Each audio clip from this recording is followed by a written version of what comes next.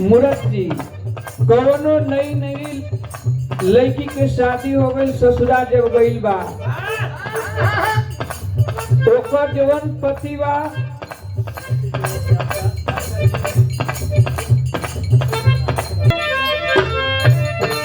जब ओकर शादी हो गई जब लड़की यानी दुल्हन में पति के भेंट भइल बा तो देखलस कि ओकर उम्र में जौन बघाट बढ़वा तब हर लड़की जब शादी करके जाली सन तो 2-4-10 दिन के बाद फोन सखी के पूछल से का हो सखी अच्छा ई बताओ तोहार सैया कैसन बाड़ा कहतिया तनी खोल के बताओ तो अपन क्या कहतिया हम पानी सतारा बलमुआ 23 साल के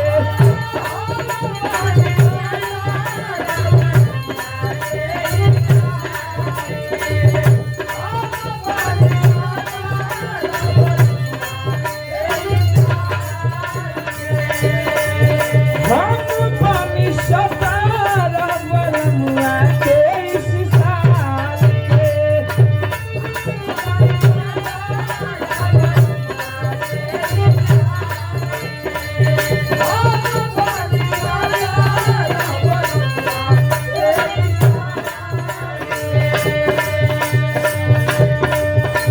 चित्रा जी के पति की ओर से बहुत सारे रुपयों का पुरस्कार। दूसरा पुरस्कार नमस्कार प्रणाम पलगी बा सबके प्रणाम बा।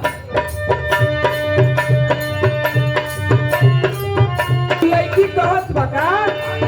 हम पानी सतारा बलमुआ 23 साल के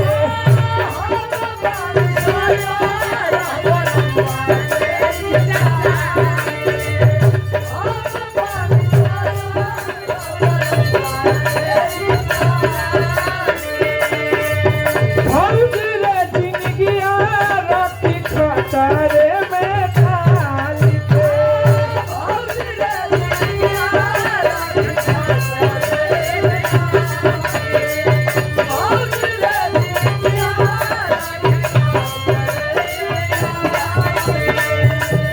तब कहलस कि अच्छा ई करो कि तोहार उम्र 17 साल बा और 23 साल बा तो तू ऐसा करो कि जब उ सुता था ना हे में तो तू सुता हे में लेकिन कहत ये कि ज्यादा अब तो आ गइल बानी सोहाग रात मनइबे न करी उ कहत या का कितना निमन होई तो सताइबे न करी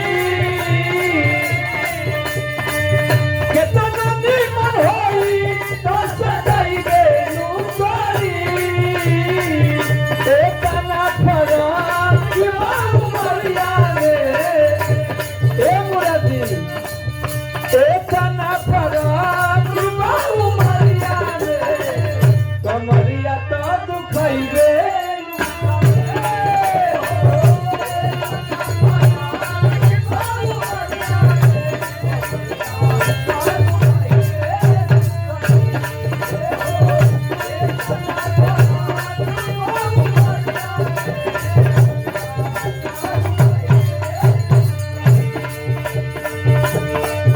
भले शादी करके लैला टच नहीं करे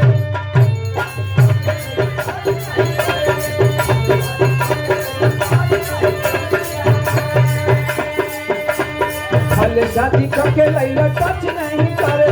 मिलिया जवाब तब देते नहीं करे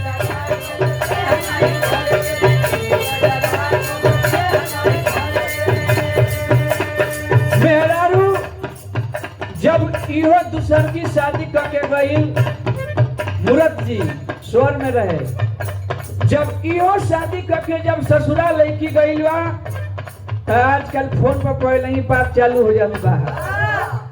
जब फोन पर बात हो गई तो कहलस कि देखो सुहाग रात के दिना जब छेना के मिठाई ली है ना तो तोहरा के हम खियाई बा तू हमारा के खियाई हो उ लड़का कहता लेकिन ओकर ठीक उल्टा होता मेहरारू कहतिया का भले शादी को के लैला टच नहीं करे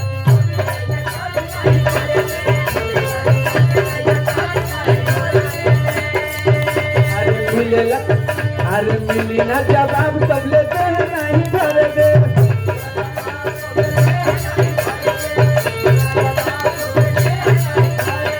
अरे कितना दिन ले चलइबो ई वारंटी लिख के जा उ लड़किया कहत बा हम नहीं कहत उ लड़की कहत बा का अरे कितना दिन ले चलइबो ई वारंटी लिख के जा कमर डैमेज नहीं करवाई गारंटी लिख के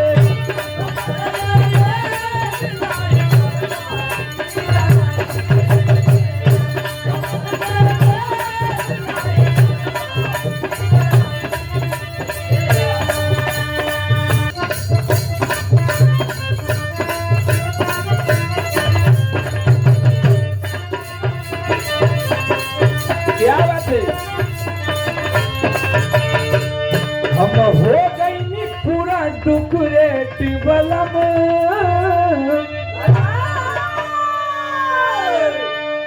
अब वो जब सुहाग रात मन गई तब फिर दुल्हन जवन बाप तैयार हो गई धुन चेंज होत बा यही में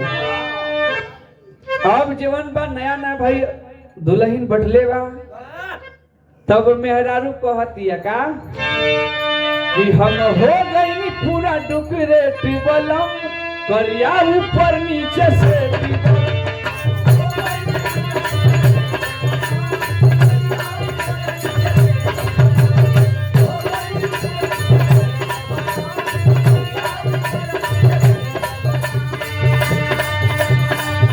मेहरारू कहतिया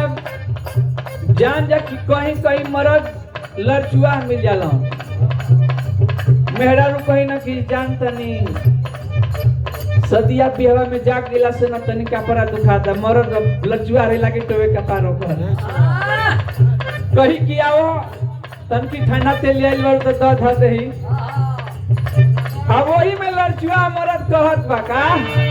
हम हो गई पूरा टुकड़े टिबलम करिया ऊपर नीचे से